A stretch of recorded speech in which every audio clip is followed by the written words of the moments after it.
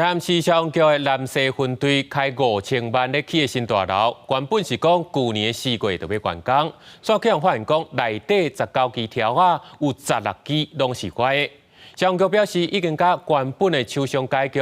改互市府工务局来代办，这规栋拢爱卡掉电器。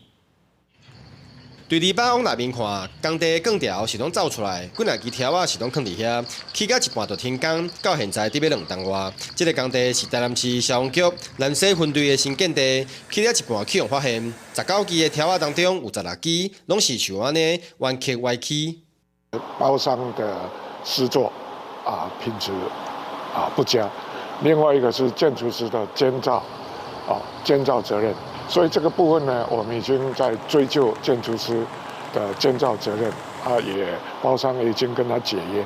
新建工程有算5000万，预定是地上3层的建筑物，对2022年3月开始施工，预计2023年4月完工。但是煞发现条啊起歪去，只会使拍掉当建。对此，嘛有面对针对浪费钱，质询消防局。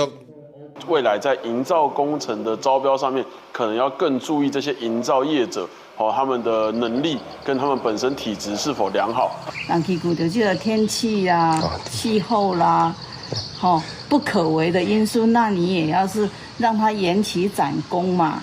来到南西分队的现址，目前使用的厅舍已经是30栋，对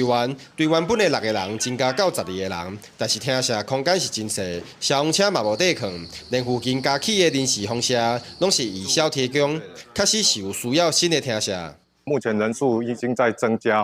人员都在增加当中，救助地的空间没有那么大所以会造成同仁一些生活上或者是起居上比较不便。